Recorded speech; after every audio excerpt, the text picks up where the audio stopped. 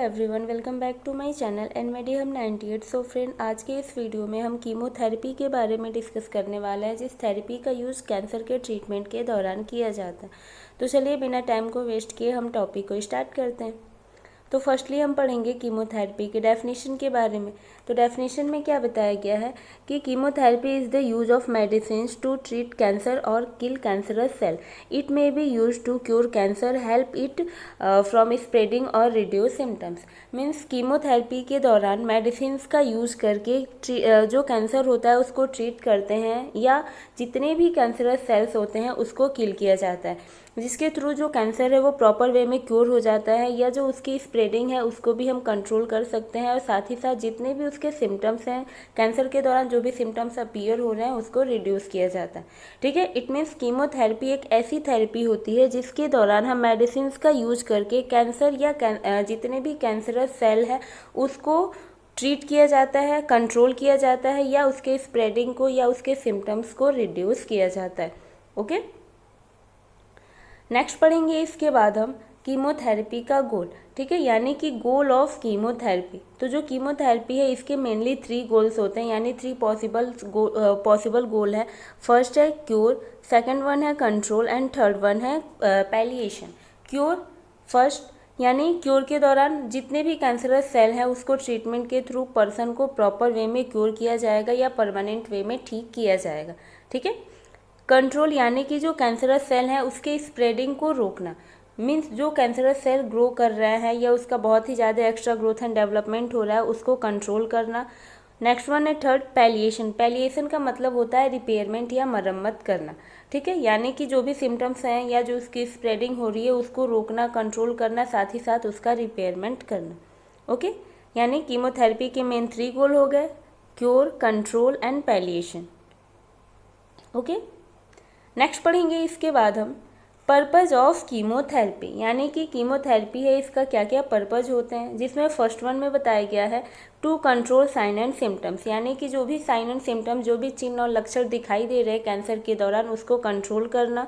Second one है to maintain the patient good mental status, यानी कि पेशेंट का जो मेंटल स्टेटस है या जो मेंटल हेल्थ है उसको प्रॉपर वे में मेंटेन करके रखना। नेक्स्ट वन है इसके बाद to decrease size of tumour, यानी कि ट्यूमर के साइज को भी रोकना या कंट्रोल करना या उसके साइज को डिक्रीज आउट करना। नेक्स्ट वन है इसके बाद fourth to provide comfort of decrease adverse effect of cancer, यानी कि जो पर्सन है उसको प्रॉपर कंफर्ट प्रोवाइड करना जिससे कि जो कैंसर का इफेक्ट उसके बॉडी पे पड़ रहा है वो डिक्रीज आउट हो सके। ओके, नेक्स्ट वन है fifth to provide knowledge about chemotherapy, यानी कि जो कीमोथेरेपी है उसके बारे में प्रॉपर वे में पेशेंट एंड उसके फैमिली मेम्बर को नॉलेज होना चाहिए। अगर नॉलेज नहीं है तो उसे नॉलेज प्रोवाइड करना चाहिए। ठीक है, यानी कि इसके मेनली 5 पर्पज़ होते हैं। फर्स्ट में हम साइन एंड सिम्टम्स को कंट्रोल करेंगे। सेकेंड वन में हम जो पेशेंट है उसके मेंटल स्टेटस को मेंटेन करके रखेंगे। थर्ड वन में जो ट्यूमर का साइज है उसको कंट्रोल करना या डिक्रीज आउट करना। फोर्थ वन में जो पेशेंट है उसके बॉडी के ऊपर कैंसर का अगर एडवर्स इफेक्ट पड़ रहा है तो उसको डिक्रीज आउट करना या उसे कंफर्ट प्रोवाइड करना। फिफ्थ वन में जो कीमोथेरेपी है इसके दौरान अगर पर्सन को नॉलेज नहीं है तो उसे नॉलेज प्रोवाइड करना, पेशेंट एंड उसके साथ साथ उसके फैमिली एंड रिलेटिव्स को भी। ओके,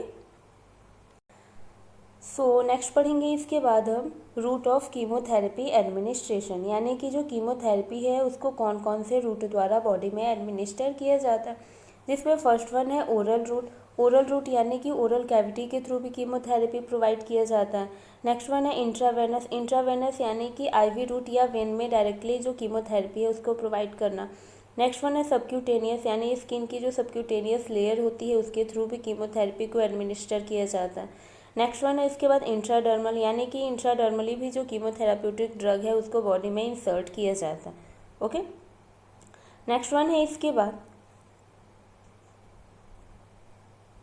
इंट्राप्यूलर। इंट्राप्यूलर मीन्स जो लंग्स की लेयर होती है, प्यूलर एंड विजलर स्पेस जो होता है उसके बीच में बीच के जो स्पेस होती है उसको हम इंट्राप्यूलर स्पेस कहते हैं। ठीक है, तो जो इंजेक्शन होता है उसको हम इंट्राप्यूलर स्पेस में भी इंजेक्ट करते हैं। नेक्स्ट वन है इसके बाद इंट्रावैस्कुलर। इंट्रावैस्कुलर यानी कि जो ब्लड वेसल्स होती हैं उसमें उसके थ्रू भी जो कीमोथेरेपी है उसे प्रोवाइड किया जाता है। नेक्स्ट वन है इसके बाद intra arterial. Intra arterial means जो आर्टरीज होती है उसके थ्रू भी कीमोथेराप्यूटिक ड्रग्स को एडमिनिस्टर किया जाता है। नेक्स्ट वन है इसके बाद इंट्रा पेरिटोनियल।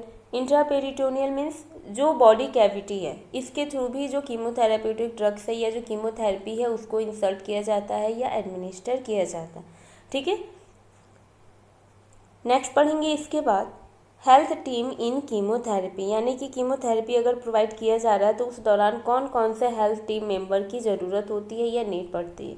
जिसमें फर्स्ट होता है एक ऑन्कोलॉजिस्ट, सेकंड वन होती है onco supportive nurse, next one है इसके बाद रेडियोलॉजिस्ट, सर्जन एंड डोसोलॉजिस्ट। डोसोलॉजिस्ट का मतलब होता है ड्रग कैलकुलेशन, यानी कि जो ड्रग कैलकुलेटर्स होते हैं, यानी कौन कितने अमाउंट में या कितने डोज में जो ड्रग्स है उसे इंसर्ट करना है या एडमिनिस्टर करना है, उस पर्सन को ही हम डोसोलॉजिस्ट कहते हैं। ओके, नेक्स्ट पढ़ेंगे इसके बाद हम टाइप्स ऑफ कीमोथेरेपी, यानी कि जो कीमोथेरेपी है इसके क्या क्या टाइप्स होते हैं। जिसमें फर्स्ट है neo adjuvant. Neo adjuvant means only decrease the size of tumour. ठीक है, जो कीमोथेरेपी का न्यू एडजुवेंट टाइप है इसके दौरान जो कीमोथेरेपी है उसके जो ट्यूमर है उसकी साइज को डिक्रीज आउट किया जाता है। ठीक है, नेक्स्ट है सेकेंड वन एडजुवेंट। एडजुवेंट के दौरान after decrease the size of tumour apply और यूजिंग ए रेडिएशन थेरेपी। ठीक है, यानी कि एडजुवेंट के दौरान जो ट्यूमर का साइज है उसको डिक्रीज करने के बाद, यानी कि after decrease the size of tumour, उसके बाद हम अप्लाई करेंगे रेडिएशन थेरेपी को, जिसके थ्रू जो ट्यूमर सेल है इसको प्रॉपर वे में किल किया जा सकता है या उसकी स्प्रेडिंग को कंट्रोल किया जाता है। ओके, नेक्स्ट वन है third single dose chemotherapy. Single dose chemotherapy के दौरान chemotherapeutic drugs dose become single, यानी कि जो कीमोथेराप्यूटिक ड्रग होता है वो सिंगल डोज उसे हम प्रोवाइड करेंगे। ठीक है, जिसके थ्रू जो ट्यूमर का साइज है या जो उसकी स्प्रेडिंग है, ठीक है, उसको प्रॉपर वे में कंट्रोल किया जाए, रिड्यूस किया जाए, जिससे कि जो ट्यूमर है वो प्रॉपर वे में क्योर हो सके या कैंसर ट्रीट हो सके। ओके, नेक्स्ट वन है फोर्थ है कंबाइंड कीमोथेरेपी। कंबाइंड कीमोथेरेपी के दौरान using radiation therapy, hormonal therapy और पैलिएटिव थेरेपी, यानी कि कंबाइन से ही आप समझ रहे हो कि मिक्स्ड थेरेपी, जिसके थ्रू हम कई सारे थेरेपीज का यूज़ करके कैंसर को ट्रीट करते हैं।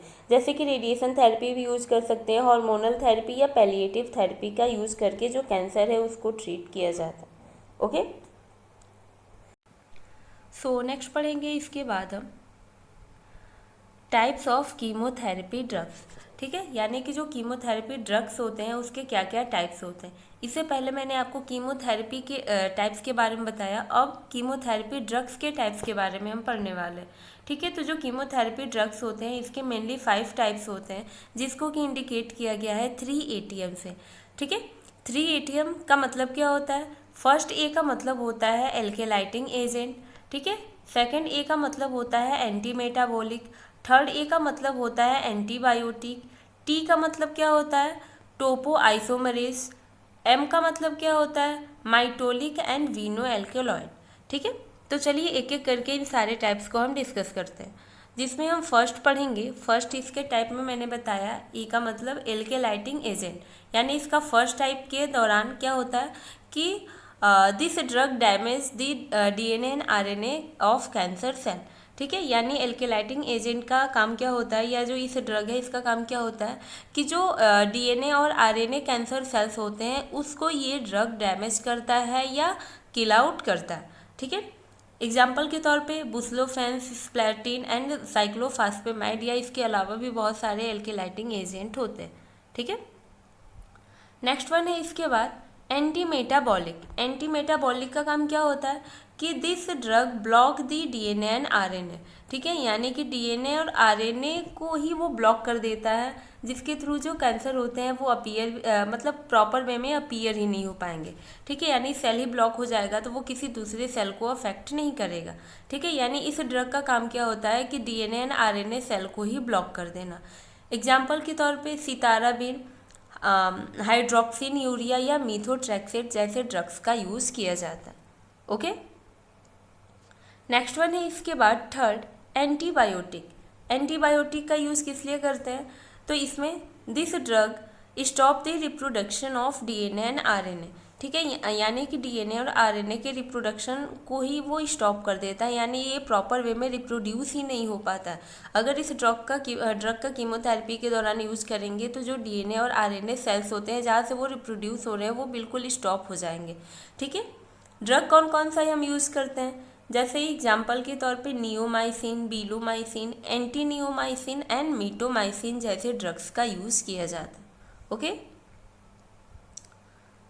नेक्स्ट वन है इसके बाद फोर्थ, टोपोआइसोमरेज। टोपोआइसोमरेज ड्रग का काम क्या होता है, this drug stop the isomerase enzymes, ठीक है, यानी कि जो आइसोमरेज एंजाइम्स होते हैं उसको वो प्रॉपर वे में स्टॉप कर देता है। जैसे एग्जाम्पल के तौर पे topoisomerase first and topoisomerase second. Okay, next one है इसके बाद fifth, mitotic and vinca alkaloid, ठीक है। Mitotic and vinca alkaloid drug का काम क्या होता है, तो this drug stop the cell division process, ठीक है, यानी ये जो ड्रग होता है वो सेल डिवीजन प्रोसेस को ही स्टॉप कर देता है, ठीक है, यानी जितने भी कैंसरस सेल्स होते हैं या जो डीएनए और आरएनए सेल्स हैं, ठीक है, ये इसके अलावा भी बहुत सारे सेल्स होते हैं, उसके प्रॉपर वे में डिवीजन को ही स्टॉप कर देगा, जिसकी वजह से जो सेल है वो एबनॉर्मल वे में ग्रोथ नहीं करेंगे, ठीक है। जैसे एग्जाम्पल के तौर पे विनक्रिस्टिन एंड विनब्लास्टिन जैसे ड्रग्स का यूज़ किया जाता है। ओके, सो नेक्स्ट पढ़ेंगे इसके बाद हम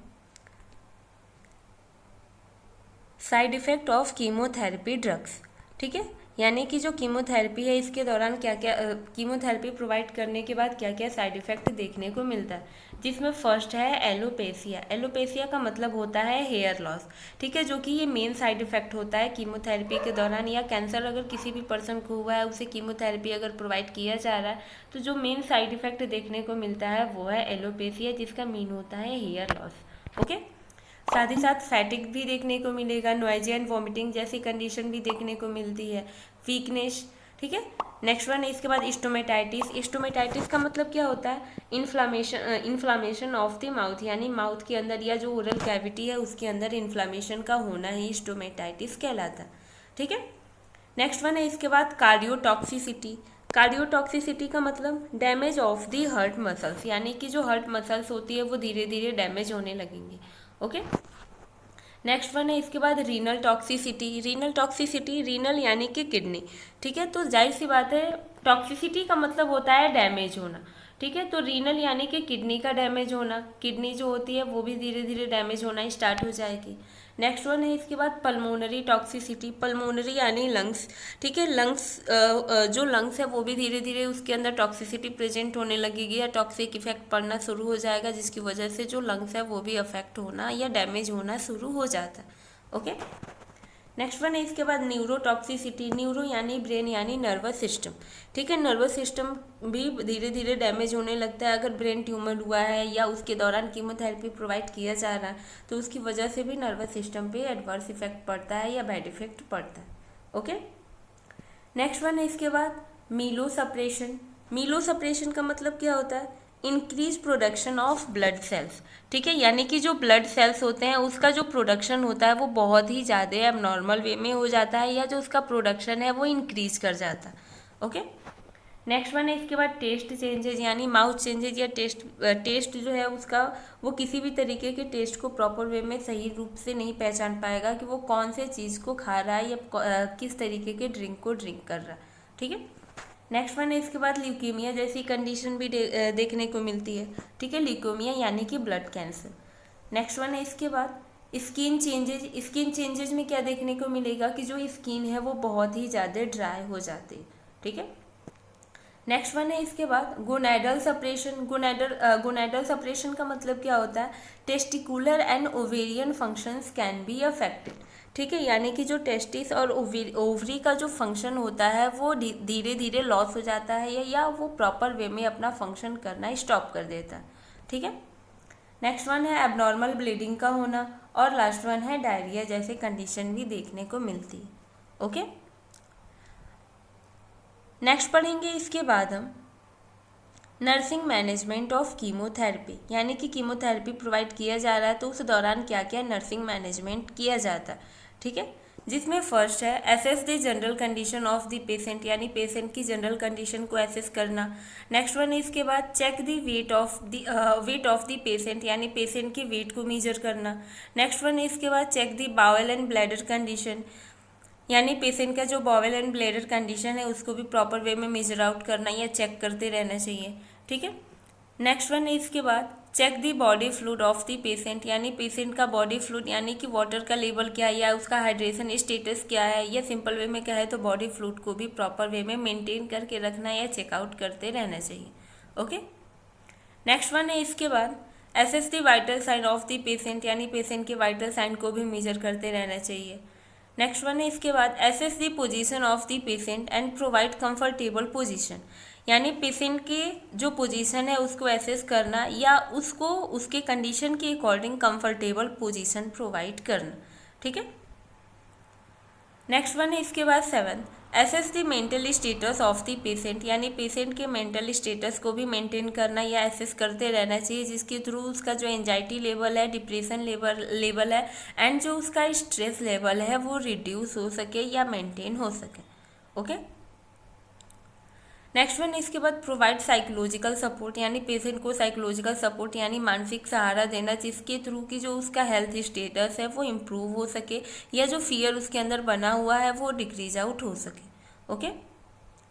नेक्स्ट वन है इसके बाद assess the dietary pattern of the patient, यानी जो पेशेंट का डाइटरी लेवल है या जो डाइटरी पैटर्न है उसको भी प्रॉपर वे में मेंटेन करके रखना, या सिंपल वे में कहे तो जो उसका न्यूट्रिशनल स्टेटस है पेशेंट का उसको भी प्रॉपर वे में मेंटेन करके रखना, ठीक है।